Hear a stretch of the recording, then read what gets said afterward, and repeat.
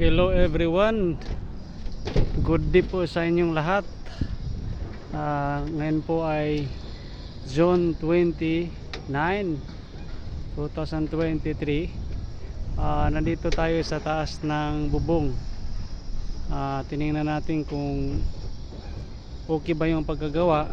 Halimbawa nitong ridge roll, kung nalagyan ba ng rivet. So ito po yung rivet na dapat kailangan ilagay, kasi pag hindi, siyempre pag may hangin, maano po yung ating ridge roll. So papasok po yung tubig sa loob. So dapat may cutting din dito, kaya kinatingan din nila. Yun ang dinicheck natin kung may cutting na. At lagyan natin ng sealant yung mga screw, no? Tulad nito, kailangan may sealant, kasi hindi natin maiwasan yung bubong, yung pag drill, minsan yung rubber ay hindi properly installed. So yun po ang cause ng leaking. So dito tayo sa taas, ito ang chine-check natin. So as of now, okay naman yung ginawa ng ating contractor. Dito sa joint, kailangan may sealant na ilagay para hindi papasok yung tubig. So every span may sealant po na dapat ilagay. So nilagyan naman nila. So yun po yung okay naman. So nalagyan naman nila ng sealant. So ito po yung kalaki ng warehouse ng depot. Tara yung depot dito sa may Tagbilaran City. So sila po ay mag-open ngayong darating na July 22. So kailangan po natin matapos itong ating trabaho, dahil pag hindi, delikado pag tumutulo doon sa may baba. Marami na po yung mga stock na nilagay doon.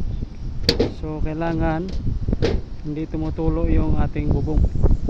So this is the purpose that I'm here at the top, because I want to make sure that the screw or rivet is properly installed. So as of now, wala pa naman akong nakita na hindi maganda. So let us continue monitoring our contractor here, kung okay ba yung performance nila in the next coming days. So dito, ito po yung ating una, at the front of the Triumph Home Depot. So di pa naman, no? So, tingnan natin lahat yung mga kulang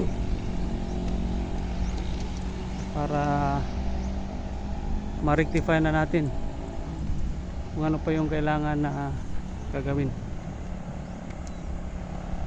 So ito po yung mga apartment na sa harap ng ating ginagawang building. So yun po yung Panglao Island, nandun po yung banda. So ito po yung dagat na po yan diyan, no? So mahangin po dito sa taas.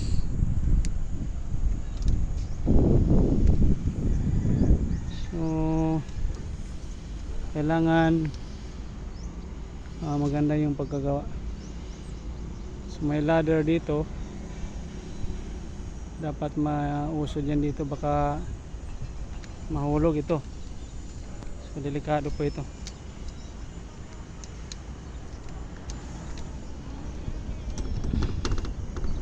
bigat naman, but we need to make sure na hindi po lilipad yung ladder na yan papuntang baba. So, yun po yung isang tinitingnan ko dito, yung mga debris dito sa taas, kasi delikado po yan, baka malaglag, no? So, dito may angle bar, so dapat ibaba po ito. So ito po yung kabuuhang roof,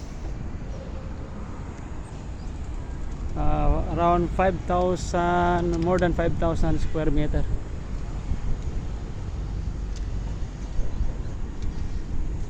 So that's all for today. If you have comments now, just put your comments in the comments box, and I'm willing to reply, no? Thank you very much, and God bless as always.